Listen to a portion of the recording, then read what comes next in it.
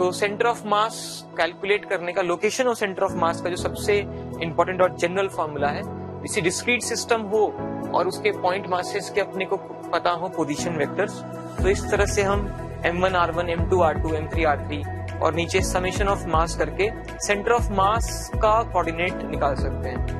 हम इसको individually x coordinate y z के लिए अलग अलग अप्लाई भी कर सकते हैं और इकट्ठा ऐसे x y z i cap j cap k cap लिख करके सीधा ही सेंटर ऑफ मास का ओवरऑल कोऑर्डिनेट्स निकाल सकते हैं। नेक्स्ट जो है वो centre of mass, 2 point mass system अगर हो तो सेंटर ऑफ मास जो है वो लाइन जॉइनिंग को मासेस के इनवर्स रेशियो में बांटता है। लेट्स से जैसे ये मास m1 है, ये m2 है, इनका लाइन जॉइनिंग लेंथ r है, ये सेंटर ऑफ मास है अगर इसका, तो ये जो दूरी होगी m1 से दूरी वो m2 के प्रोपोर्शन होगी और सेंटर ऑफ मास की दूरी m2 से जो होगी वो m1 के प्रोपोर्शन होगी। वो दूरियां यहाँ लिख के भी दिखा रखा है। बेसिकली ये r1:r2 अगर आप देखो तो वो m2:m1 है ना, आप देख भी सकते हो, r1 को लिख के दिखा रखा है। पूरे r को हमने जो पूरा डिस्टेंस है उसको 2 हिस्सों में बांट रखा है। m2 inverse ratio of masses में तोड़े तो ये m2/m1 + m2 और r2 लिखेंगे तो ऊपर m1 आएगा, m1/m1 + m2। ये दूरियां हैं मासेस की centre of mass.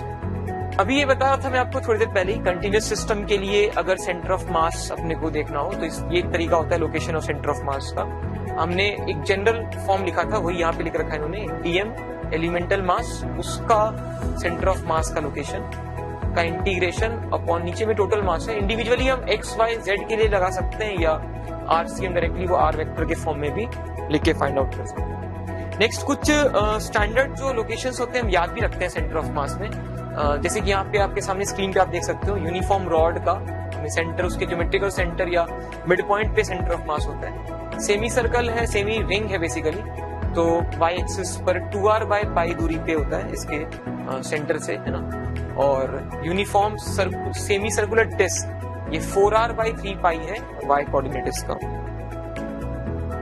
Uniform solid hemisphere, ये सारे फॉर्मूले आई होप आपको याद होंगे, इसलिए इसका एक क्विक रिवीजन हम यहाँ पे कर भी रहे हैं। 3r/8 है यूनिफॉर्म सॉलिड स्फीयर के लिए, बेस से वो y नापा हुआ है ना, y has been measured from the base. और हॉलो के लिए वो r/2 के बराबर रहता है।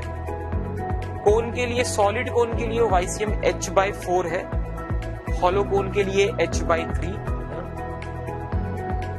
एक रेक्टेंगुलर प्लेट का जैसे कोई भी यूनिफॉर्म बॉडी रहती है ना, जो सिमेट्रिक यूनिफॉर्म बॉडीज हो, तो जनरली सेंटर ऑफ मास उसके ज्योमेट्रिक सेंटर पे पाया जाता है। तो ये उसका एक एग्जांपल है, रेक्टेंगुलर प्लेट है जो सिमेट्रिक बॉडी है और यूनिफॉर्म है, तो सेंटर पे ज्योमेट्रिक सेंटर जो होगा वही उसका सेंटर ऑफ मास होगा।